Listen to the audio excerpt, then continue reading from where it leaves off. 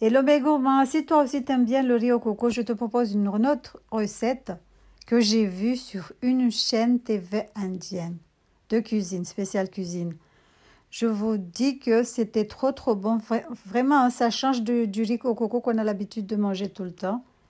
Donc je vous recommande de le faire chez vous, testez, vous allez voir que vous allez adorer. Par contre, ici, je l'ai fait avec du riz parfumé parce que vous êtes nombreuses à me demander, à me dire à chaque fois que vous utilisez souvent le riz parfumé.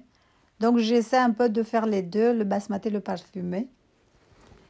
Donc là, vous allez voir ce que ça donne. Regardez, machallah, c'était trop bon. Moi, comme je vous dis, là, faites-le chez vous. Vous allez voir, ça change beaucoup du riz au coco qu'on a l'habitude de manger. Donc, pour la réaliser, il vous faudra du lait de coco. Moi, j'ai pris les briques. Vous pouvez utiliser du frais si vous en avez.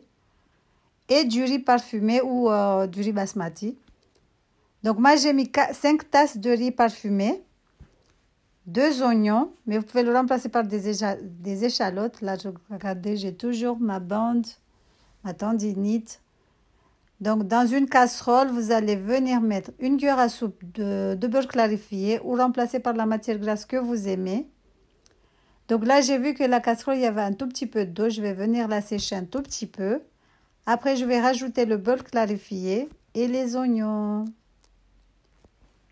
Mais vous pouvez le remplacer par des échalotes. Et utiliser l'huile que vous aimez. Donc, dans la recette, c'était fait avec du beurre clarifié. Les Indiens utilisent beaucoup c'est une recette indienne, hein, parce que j'ai vu sur une chaîne TV indien. Donc là, je sèche un tout petit peu parce qu'il y avait de l'eau. Donc, j'ai utilisé mon hayat. J'ai mis une cuillère à soupe, mais si vous aimez le hayat, si vous aimez le gras plutôt, mettez 2 cuillères à soupe. Mais comme c'est du lait au coco, c'est mieux vaut mettre qu'une seule cuillère. Donc là, je mets les oignons que j'ai découpés. On va venir mélanger le tout. On va les laisser devenir translucides. Le riz parfumé, je l'ai lavé, je l'ai fait goûter. Donc là, je rajoute un tout petit peu de cardamome en poudre. Moi, je ne sais pas si vous avez remarqué, mais dans mes recettes, mais dans tous mes riz au coco, je mets toujours de la cardamome en poudre. Un tout petit peu. Quand j'étais jeune, quand j'étais petite, j'avais l'habitude qu'on mangeait tous les vendredis, on mangeait toujours du riz au coco parfumé à la cardamome.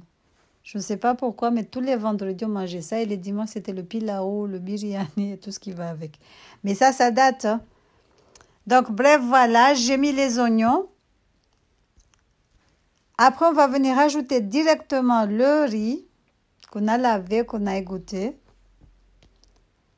Donc, on va venir mélanger le tout. Un tout petit peu comme le pilau. Hein. Là, c'est un tout petit peu compliqué avec une seule main. Je vous dis que quand je fais des mouvements, j'ai un tout petit peu mal. Mais bon, je ne peux pas rester comme ça sans rien faire. Sinon, après, ça va me pénaliser, ça va m'handicaper. Je ne peux rien faire si je laisse comme ça. Donc là, c'est bon, j'ai mélangé un tout petit peu. Je vais venir ajouter le lait de coco que j'ai coupé avec de l'eau. Le lait de coco en brique, il est trop concentré. Il faut toujours le couper avec de l'eau. Donc voilà, 5 tasses de riz, 10 tasses de lait de coco coupé avec de l'eau. Voilà. Une mesure de riz, 2 mesures d'eau. Ou sinon, une mesure de riz, 1 mesure et demie d'eau. Voilà. Comme ça, vous aurez un bon riz qui ne colle pas. Donc là, on va venir mélanger, on va saler. On va mélanger un tout petit peu. On va surveiller la cuisson comme le riz au coco normal. On va laisser le riz absorber tout le lait de coco, ou plutôt le contraire, le lait de coco absorber tout le riz. Bref, je ne sais plus. Donc voilà, les deux ils passent. Hein. Donc là, on va couvrir, on va laisser cuire tout doucement à feu vraiment très doux. Donc là, c'est bon. Le lait de coco absorbe le riz. Je vais mélanger un tout petit peu. Après, je vais prendre du papier cuisson que je vais mouiller comme je fais d'habitude. Je vais essorer. Je vais poser dessus. Je vais poser aussi du papier alu. En fait, on m'a dit que le papier alu, il ne faut pas que ça soit en contact direct avec la nourriture. C'est pas bon. D'après ce qu'on m'a dit, mais ça n'a pas été prouvé si j'ai bien compris.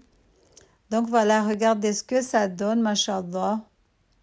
La cuisson elle est trop rapide, mais je vous dis, je vous jure que faudra goûter ce riz au coco fait avec des oignons. C'est trop, trop, trop bon. Je précise bien hein, que ça, c'est un riz au coco indien que j'ai vu sur une chaîne TV. Parce que vous êtes vraiment, hein, franchement, hein, bref, je dis rien.